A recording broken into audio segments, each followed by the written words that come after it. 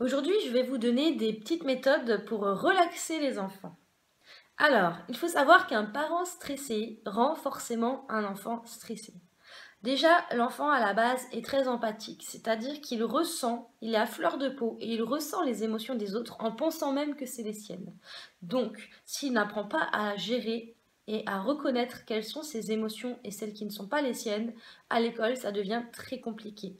Je vous donne l'exemple de mon fils qui est dans ce cas-là.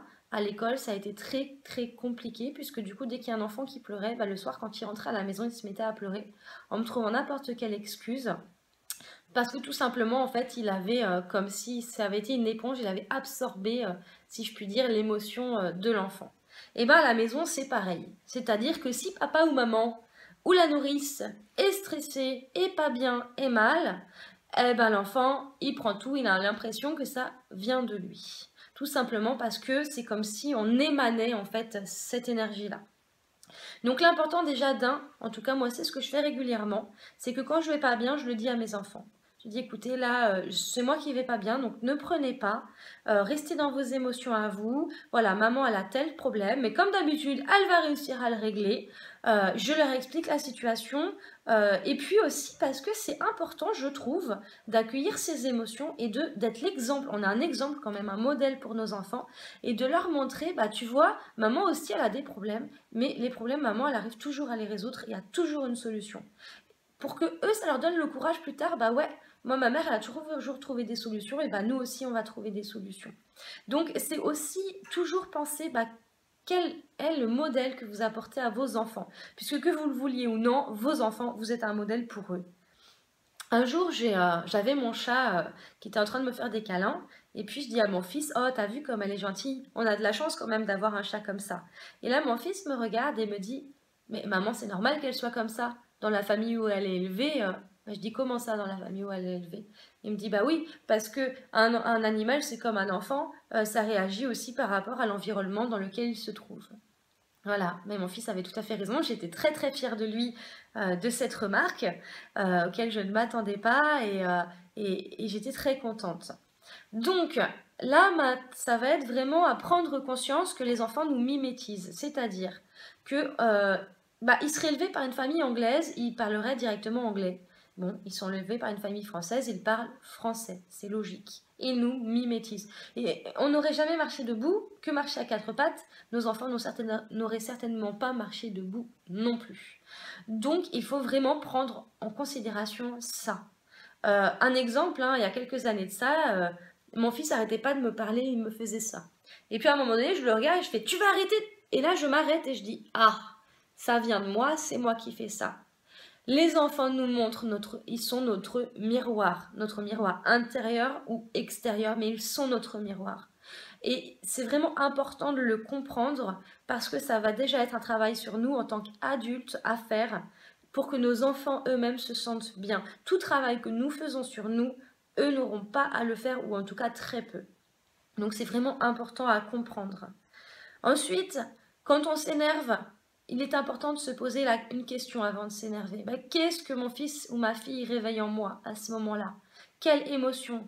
Quelle euh, blessure? Il a appuyé sur un bouton énervement, et qu'est-ce que ça me provoque en moi? Est-ce que je trouve que c'est injuste? Est-ce que je me sens rejetée par mes enfants? Est-ce que je me sens abandonnée, trahie, humiliée ou encore d'autres émotions?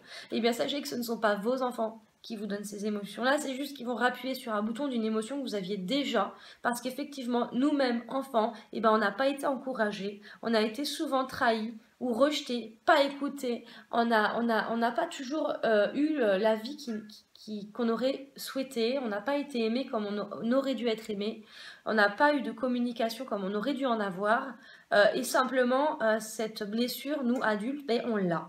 Et notre enfant va juste appuyer dessus. Et au contraire, on devrait les remercier, leur dire je te remercie parce que du coup j'ai pris conscience que là, ça m'a fait monter une grosse émotion. Tout simplement leur expliquer les choses. Alors je sais que c'est pas facile et qu'effectivement un enfant qui fait des bêtises, il faut bien le réprimander ou lui expliquer la situation. Ça, je suis complètement d'accord. Mais il est quand même essentiel de se remettre en question avant de leur expliquer quelque chose. Et si jamais on s'est emporté, eh bien simplement aller voir l'enfant après et discuter avec lui.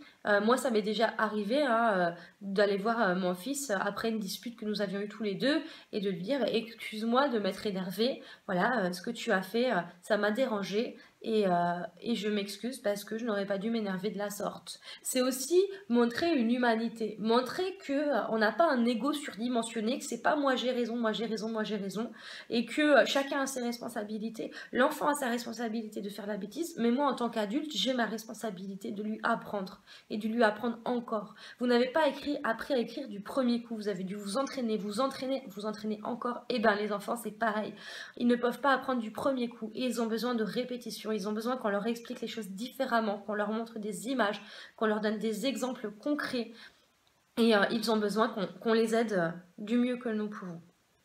Après, il ne faut pas non plus culpabiliser. Parce que du coup, la culpabilité, c'est aussi une émotion négative. Voilà, j'ai pas fait ce qu'il fallait à ce moment-là, je me rends compte, je suis contente de me rendre compte et je sais que la prochaine fois, bah, je ferai différemment. C'est simplement ça qu'il faut se dire dans sa tête. Après, il y a aussi le souci qu'on a avec les enfants, c'est que souvent on répond trop vite à une question. Est-ce que je peux prendre un bonbon? Non. Et puis après, quand on y réfléchit, on voit sa frustration. Inconsciemment, on se rappelle que oh, c'est pas agréable quand même hein, qu'on nous dise non et qu'on soit frustré. Et puis du coup, après, on lui dit oui pour le bonbon. Bon, le souci, c'est que du coup, l'enfant n'a plus de cadre du tout à ce moment-là et son parent n'est pas un pilier alors que son parent devrait être un pilier inébranlable, qui respecte ses valeurs et qui les fait appliquer. Donc, à chaque fois qu'on vous pose une question, pensez bien à réfléchir. Comment est-ce que vous dites oui? Est-ce que vous dites non? Et pourquoi? Moi, par exemple, je suis sortie des conditionnements où il faut manger à telle heure, absolument, il faut faire ci à telle heure, faire ça à telle heure. Moi, mon fils, il a faim à 18 heures. Il me dit, maman, je peux manger des gâteaux ou des bonbons. Je lui dis, ben, écoute, est-ce que tu as vraiment une grosse faim ou est-ce que c'est une petite faim? S'il me dit c'est une petite faim, je vais plutôt l'orienter vers un fruit, vers un morceau de fromage. Si c'est une grosse faim, eh ben tant pis, je vais lui faire son assiette du repas du soir à 18 heures. Parce que moi, je veux que mes enfants s'écoutent et apprennent à écouter leurs besoins. Et sachant que c'est pas parce que moi j'ai besoin de manger des tomates que eux ont besoin de manger des tomates. C'est ça, apprendre à s'écouter. Alors ça, on apprend beaucoup à le faire en formation, à s'écouter parce que c'est vraiment essentiel. Moi j'ai envie de tomates, mon enfant me dit bah non, j'ai pas envie de manger de tomates. Qui vous dit que c'est parce que vraiment son corps n'en a pas besoin du tout et vous allez le saturer avec des choses qu'il n'a pas besoin. Alors qu'en lui posant la question par exemple entre deux repas, bah ce soir est-ce que tu préfères manger des épinards ou des brocolis? Au moins là l'enfant peut faire un choix et peut apprendre à s'écouter parce que c'est très important d'apprendre à s'écouter. Si on ne leur apprend pas maintenant, à l'âge adulte, ils vont avoir beaucoup de travail. Donc voilà, c'est très important de se poser, peut-être aussi de faire un tableau de règles. Alors moi, c'est ce que j'avais fait, de se faire un tableau de règles avec des valeurs. Par exemple, tous les matins, donc à telle heure, se laver les dents, à telle heure, s'habiller, à telle heure, petit déjeuner. Et puis pendant un temps, bah, j'arrêtais pas de répéter, allez, dépêche-toi, on va être en retard à l'école. Je répétais 10 fois la même chose. Puis un jour, je me suis dit, bon, peut-être bien que c'est mon langage qui va pas, c'est pas l'enfant qui va pas, c'est peut-être mon langage qui est pas adapté à lui. Et puis un jour, je lui ai dit, écoute, là, je suis très occupée ce matin, tu sais qu'à 8h30, il faut que tout soit fait, hein. Tu vois, tu as ton tableau de règles ici, je te fais confiance, tu regardes l'heure, hein, parce que moi, je pourrais pas la regarder, hein. Et du coup, paf, ça a tout débloqué. Et à 8h30, effectivement, il était prêt, et même bien avant 8h30, à regarder l'heure parce qu'il avait très peur d'être en retard à l'école et d'avoir la honte devant tous ses copains. Donc, ça permet de rendre l'enfant responsable plutôt que de lui répéter sans arrêt les mêmes choses. Voilà, trouvez le moyen d'expliquer les choses autrement à vos enfants. Mais aussi sur mon tableau de règles, j'avais marqué des valeurs. Pourquoi je voulais qu'ils fassent ça? Donc j'avais marqué pour devenir un futur adulte autonome, responsable, un futur adulte qui soit quelqu'un de bien dans sa peau, de bien dans sa tête, qui ait une vie qui lui corresponde et qu'il soit heureux. Voilà, j'avais noté aussi pourquoi je leur obligeais par exemple à faire des tâches ménagères, pourquoi il fallait se respecter les uns les autres. Sur mon tableau de règles, c'était ça aussi. Et dès qu'il y avait une personne, l'un de nous qui ne respectait pas les règles, hop, on va relire le tableau de règles et on va voir aussi pourquoi on fait ça. Pourquoi on fait ça. Il y a aussi un exemple que j'aime beaucoup, c'est qu'à chaque fois que l'enfant s'énerve, de plier une feuille de papier. Plier une feuille de papier, comme ça. Hein. À chaque fois que tu t'énerves, tu fais ça. D'accord? À chaque fois. Et tu la mets dans un coin de ta chambre. Et maintenant, quelques jours plus tard, à chaque fois que tu sentiras que l'énervement monte, mais que tu sens que tu arrives à le gérer, à ne pas t'énerver et à respecter la personne malgré ce que tu ressens, tu déplieras les feuilles de papier. Ça va engager l'enfant à avoir envie que toutes les feuilles de papier soient dépliées. Et comme les feuilles de papier sont dépliées, on fera un petit jeu. Une fois qu'au bout de plusieurs jours, plusieurs semaines, toutes les feuilles de papier sont dépliées, là du coup je peux montrer à l'enfant. Bah tu vois ça, c'est tous les énervements que tu as eus. La feuille ne sera plus jamais, jamais comme avant. Donc à chaque fois que tu as été méchant avec quelqu'un, ça crée quelque chose en lui, à l'intérieur de lui, qui va certes être dénoué, mais dont il restera des marques en lui qui lui auront fait mal. Donc, je ne fais pas ça dans le but de culpabiliser, mais simplement que l'enfant prenne conscience qu'à chaque fois qu'il dit des mots qui sont méchants, ça fait du mal à quelqu'un. Donc maintenant, bah écoute, moi je te pardonne de toutes les fois où tu t'es énervé. Est-ce que toi, tu peux te pardonner aussi maintenant que tu as compris? Parce qu'avant, tu ne savais pas, donc tu ne pouvais pas faire autrement puisque tu ne savais pas à quel point ça pouvait faire mal. Et sur le coup, tu étais dans ton émotion. Donc, est-ce que tu veux bien, toi aussi, t'envoyer plein d'amour et te pardonner et on avance petit à petit comme ça. On a plein de petits exemples pour avancer. Alors après, qu'est-ce qui peut aussi relaxer les enfants?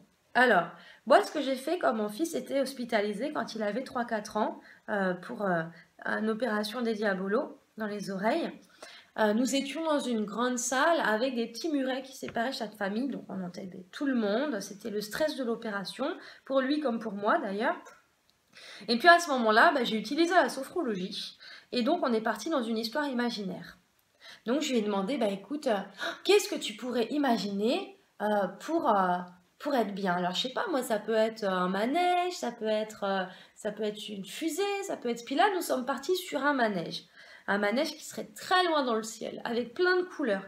Et au fur et à mesure, en posant des questions à l'enfant, je suis partie en visualisation avec lui, dans l'imagination. Et donc, je continue à lui poser des questions. Sur ton manège, qu'est-ce qu'il y a? Je sais pas, est-ce qu'il y a des hélicoptères? Est-ce qu'il y a des voitures? Est-ce qu'il y a d'autres enfants? Et au fur et à mesure, il me répondait. Et moi, je lui disais également ce que je voyais. Moi, je vois telle couleur. Ah, regarde, là, il y a plein de lumière qui clignotent, il y a de la musique. Et on avançait comme ça dans une histoire. Et après, du coup, on redescendait tranquillement dans la pièce. Ce qui nous a permis, du coup, de vraiment très très peu stresser, parce que tout le temps où on était parti dans cette histoire imaginaire, c'était vraiment formidable, parce que on n'était pas dans le stress. Donc ça, c'est quelque chose qui m'a beaucoup aidée. Et puis, un autre exemple aussi, c'est quand mon fils s'est fait opérer des yeux. Ça a été très très compliqué à gérer. Donc ce que j'ai fait, c'est que j'ai pris son doudou, son nounours préféré, et que en fait j'ai dit tous les soirs je prenais une voix de petit bonhomme. Ah, coucou Maxime, oh tu sais, moi j'ai peur de l'opération, hein. Et du coup je demandais à mon fils de le rassurer. Qu'est-ce que tu peux dire pour l'aider, ton doudou là, t'as vu, il est paniqué pour l'opération. Et c'est là que je me suis rendu compte que mon fils en fait avait tout compris de ce que les médecins lui avaient expliqué, et qu'il était capable de réexpliquer tout à son nounours pour le rassurer, et que du coup lui-même se rassurait en même temps puisqu'il s'entendait parler à son nounours.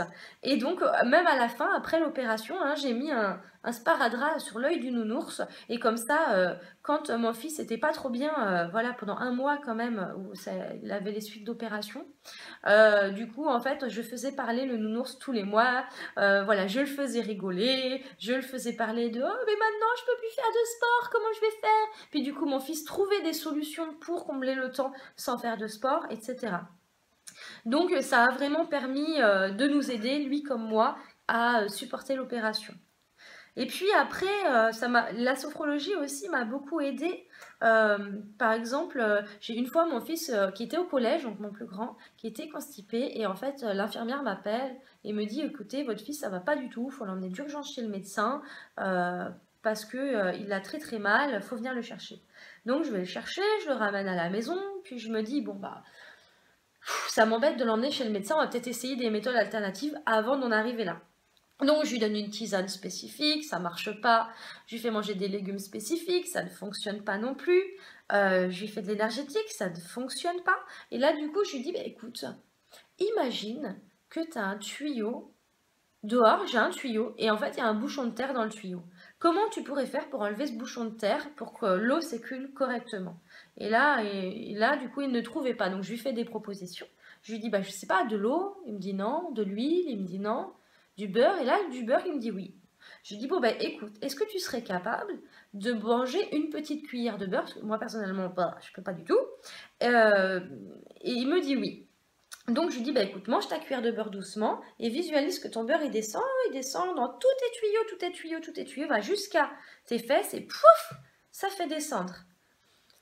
Ça marche pas, qui me dit, il doit être resté coincé quelque part, le bout de beurre. Ferme les yeux, il doit être vers le milieu là. Allez, vas-y, on le fait descendre, on le fait descendre, on le fait descendre. Et hop, tu visualises que ça fait descendre tes selles super facilement, ça glisse. 3 fois, comme ça, on l'a refait parce que le bout de beurre devait être coincé. Hein. Et puis, je suis sortie 5 minutes dehors. Et quand je suis revenue, il était en train de siffler, chantonner. Il avait été aux toilettes et tout s'était très très bien passé. Donc voilà, ce sont plein d'exemples pour vous aider dans la vie de tous les jours. À vous aussi faire marcher votre imagination, questionner.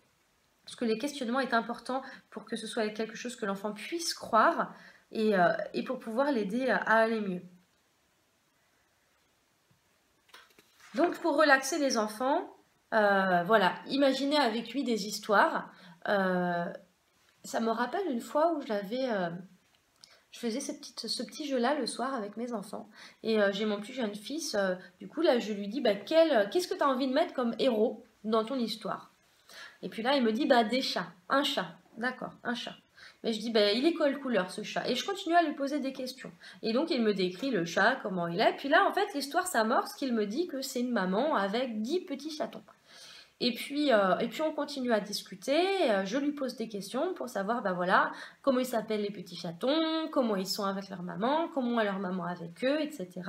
Et puis, du coup, il me dit, tous les 9 petits chatons, ça allait. Puis le 10e, ah, mais lui, il est méchant. Et je dis, pourquoi il est méchant? Il me dit parce qu'il n'écoute pas sa maman et sa maman, elle l'aime pas. Oh là là, j'ai dit, tu crois vraiment que sa maman, elle l'aime pas? J'ai dit, tu sais, la plupart de mamans, elles aiment énormément leur enfant et même quand il fait des bêtises. Hein. Et là, je m'étais rendu compte qu'en fait, il parlait d'une partie de lui. Une partie de lui qui, quand il n'écoute pas, quand il fait des bêtises, a l'impression que sa maman est très très en colère et ne l'aime pas. Donc, j'ai pu le rassurer et nous avons pu discuter tous les deux tranquillement. Alors, des histoires pour relaxer les enfants, vous pouvez en trouver.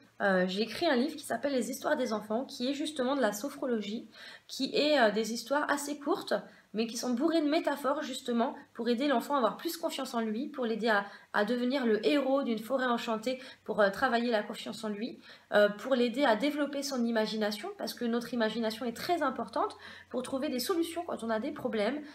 Plus on développe notre créativité et plus on trouve des solutions rapidement à nos problèmes. Un peu comme MacGyver. Donc il y a ce livre-là où vous avez plein d'histoires en fait à raconter le soir à vos enfants et aussi des petites explications pour qu'ils apprennent mieux, pour qu'ils puissent se relaxer plus facilement. Et puis vous avez aussi donc la formation à la sophrologie, le premier module qui est la relaxation, adultes, ados et enfants, et le deuxième module qui est pour travailler plus spécifiquement sur des problématiques. Donc je vous laisse regarder sur la boutique en ligne du site.